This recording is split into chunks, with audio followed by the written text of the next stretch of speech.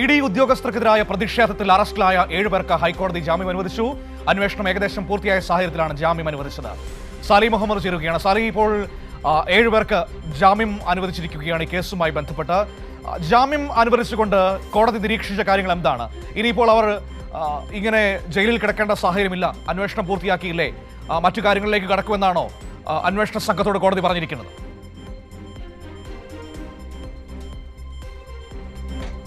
അത് മനു തീർച്ചയായും, അതായത് ഇ ഡി ഉദ്യോഗസ്ഥർക്കെതിരായ പ്രതിഷേധം സംഘടിപ്പിച്ച കേസിൽ നിരവധി പേർക്കെതിരെ ഗുരുതര വകുപ്പുകൾ ചുമത്തിയാണ് കേരള പോലീസ് കേസെടുത്തിരുന്നത്. അതിൽ 7 പേരുടെ ബെയിൽ ആപ്ലിക്കേഷൻ ആണിന്ന് കോടതിയിലെത്തിയത്. നേരത്തെ വിചാരണ കോടതി, കീഴ്ക്കോടതി അവരുടെ ബെയിൽ ആപ്ലിക്കേഷൻ തള്ളിയതിനെ തുടർന്നാണ് ഹൈക്കോടതിയിലെത്തുന്നത്. കഴിഞ്ഞ തവണയൊക്കെ വാദം കേട്ടപ്പോൾ ഇവർക്കെതിരെ വധശ്രമക്കുറ്റം ഒക്കെ ചുമത്തിയത് എന്തിനാണ് എന്ന് കോടതി ചോദിച്ചിരുന്നു. വധശ്രമക്കുറ്റം നിലനിൽക്കുമോ? ഈ പരിക്കുകൾ കണ്ടിട്ട് വധശ്രമക്കുറ്റമൊന്നും നിലനിൽക്കില്ലല്ലോ എന്ന് വരെ ജസ്റ്റിസ് കൗസർ ഇടപ്പകത്തുനിന്ന് നിലപാട് സ്വീകരിച്ചിരുന്നു. അതിനുശേഷം ഇന്ന് ആ കേസ് വീണ്ടും എടുത്തു. 7 പേർക്കും ജാമ്യം നൽകി. കോടതി പറഞ്ഞ 2-3 കാര്യങ്ങൾ.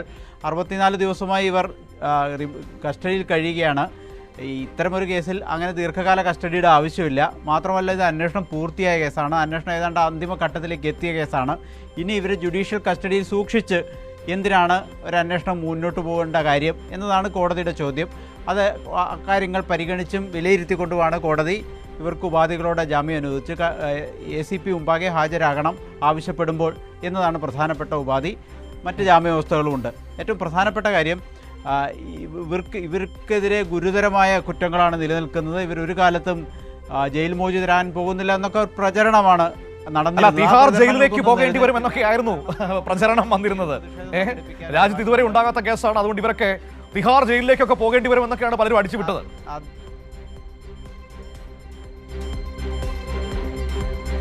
ഒരു കാലത്ത് ഇവർ വെളിച്ചം കാണില്ല എന്നൊക്കെ എഴുതിയ മാധ്യമങ്ങൾ വരെയുണ്ട് എന്നുള്ളതാണ് ഏറ്റവും കൗതുകര്യം. വാട്സാപ്പ് യൂണിവേഴ്സിറ്റികളിൽ അത്തരം ആളുകൾ അത്തരം വാദങ്ങളും പ്രചരണം നടത്തുന്നതിൽ ആശ്വാസമുണ്ട്. പക്ഷേ മുഖ്യധാരാ മാധ്യമങ്ങൾ പോലും ഇവർ ഒരു കാലത്തും വെളിച്ചം കാണാൻ പോകുന്നില്ലെന്ന് തലക്കെട്ട് എഴുതിയ മുഖ്യധാരാ മാധ്യമമുണ്ട് കേരളത്തിൽ. അപ്പോൾ അത് അവർക്കൊക്കെ ഉള്ളൊരു മറുപടി ഹൈക്കോടതി കൊടുത്തിട്ടുണ്ട്. ഏതൊരു കുറ്റകൃത്യം, ആരോപിക്കപ്പെടുന്ന ഏതൊരു കുറ്റകൃത്യത്തിനും അനുശാസിക്കുന്ന, ഈ രാജ്യത്ത് നിയമം അനുശാസിക്കുന്ന ജയിൽവാസമോ അല്ലെങ്കിൽ കരുതൽ തടങ്കലോ ആവശ്യമുള്ളൂ. പിന്നീട് അവരെ ട്രയൽ നടത്തി നിയമപ്രകാരമുള്ള നിയമവിധേയമായ കുറ്റവിചാരണ നടത്തി അവർ കുറ്റക്കാരാണെന്ന് നിയമപരമായി തെളിവുകളുടെ അടിസ്ഥാനത്തിൽ സ്ഥാപിക്കപ്പെട്ടാൽ മാത്രമേ അവരെ ശിക്ഷിക്കാൻ കഴിയൂ. അതാണ് രാജ്യത്ത് നിലനിൽക്കുന്ന നിയമം. ആ നിയമങ്ങളെല്ലാം മറന്നുകൊണ്ടാണ് ED ഉദ്യോഗസ്ഥരെ ആക്രമിച്ച് ലോകത്ത് ആദ്യത്തെ സംഭവം എന്ന നിലയിലൊക്കെ വ്യാഖ്യാനങ്ങളും പ്രചരണങ്ങളും ഒക്കെ വന്നു. അതിനൊക്കെയുള്ളൊരു മറുപടി ഇപ്പോൾ കോടതി നൽകിയിട്ടുണ്ട്. 7 പേരാണ് ആദ്യം ബെയിൽ ആപ്ലിക്കേഷനുമായി വന്നത്. 7 പേർക്ക് ജാമ്യം കൊടുത്തു. ഇനി ചില ആളുകളുടെയും കൂടെ ജാമ്യാപേക്ഷ കോടതിയുടെ പരിഗണനയിൽ വരുന്നുണ്ട്.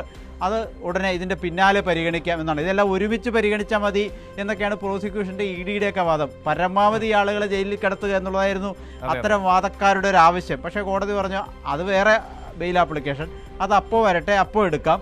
ഇതിപ്പോൾ 7 ആദ്യം വന്നു, 7 നമ്മൾ വാദം കേട്ട് വിധി പറയുന്നു എന്ന് പറഞ്ഞാണ് ജസ്റ്റിസ് കൗസർ ഇടപ്പകത്ത് ഇക്കാര്യത്തിലൊരു തീർപ്പ് കൽപ്പിച്ചിരിക്കുന്നത്. ഏതായാലും അവർ ഉടനെ ജയിൽ മോചിതരാകും. ബാക്കിയുള്ള ആളുകളുടെ ജാമ്യാപേക്ഷ ഉടൻ കോടതിയുടെ പരിഗണനയ്ക്ക് വരികയും ചെയ്യും.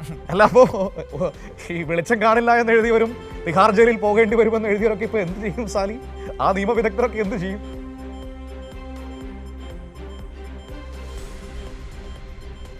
അത് വലിയ പൊടിപ്പും തൊങ്ങലും വെച്ച ഒരു പ്രൊട്ടസ്റ്റ്. ആ പ്രൊട്ടസ്റ്റ് ഒരു ഘട്ടത്തിൽ പരിധി വിട്ടു എന്നുള്ളതും വസ്തുതയാണ്. അത് ആ പാർട്ടി, അവരുടെ പാർട്ടി അത് വിലയിരുത്തിയിട്ടുമുണ്ട്.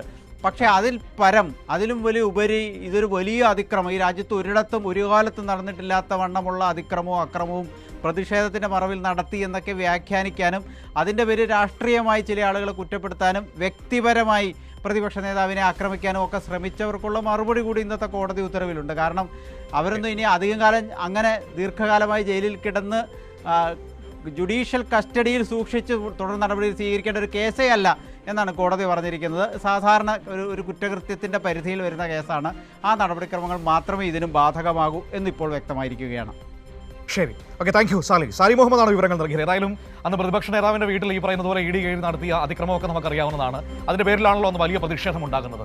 ആ പ്രതിഷേധത്തെ തുടർന്നാണ് CPIM പ്രവർത്തകരടക്കം ഇപ്പോൾ അറസ്റ്റിലാകുന്ന സാഹചര്യവും ജയിലിൽ പോകുന്ന പശ്ചാത്തലവും ഉണ്ടായത്. അവർക്കാണ് ഇപ്പോൾ ജാമ്യം അനുവദിച്ചിരിക്കുന്നത്. രസകരമായ കാര്യമെന്ന് പറയുന്നത് ഇവർ ഒരിക്കലും വെളിയിൽ വരില്ല എന്നാണ് ചില മാധ്യമങ്ങളൊക്കെ എഴുതി സാലി പറഞ്ഞതുപോലെ. അതുപോലെ തന്നെ ഇവരെ തിഹാർ ജയിലിലേക്ക് കൊണ്ടുപോകുമെന്നൊക്കെ പറഞ്ഞ് വലിയ ഭീഷണി മുഴക്കിയ ആളുകളൊക്കെ നമ്മുടെ കൂട്ടത്തിൽ തന്നെ ഉണ്ട് കേട്ടോ. എല്ലാവരും വലിയ അറിയപ്പെടുന്ന ആളുകളൊക്കെ ഉണ്ട്, കൂടുതൽ പേരൊന്നും നമ്മൾ പറയുന്നില്ല.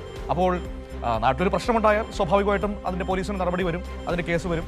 അത് കോടതിയിൽ പോയാൽ അതിനെ ആ നിയമപരമായി തന്നെ എല്ലാവരും നേരിടും. അപ്പോൾ അത് ആ വഴിക്ക് നടക്കും. അതല്ലാതെ ആജീവനാന്തമൊന്നും ഇങ്ങനെയൊന്നും ജയിലിടാൻ കഴിയില്ല. കോടതി അത് വളരെ വ്യക്തമായിട്ട് തന്നെ ആ ഉത്തരവിൽ പറയുകയും ചെയ്യുന്നുണ്ട്. അപ്പോൾ പൊടിക്കടങ്ങുക, 7 പേർക്ക് ജാമ്യം കിട്ടിയിരിക്കുകയാണ്. ബാക്കി നമുക്ക് വരുന്ന മുറയ്ക്ക് നോക്കാം.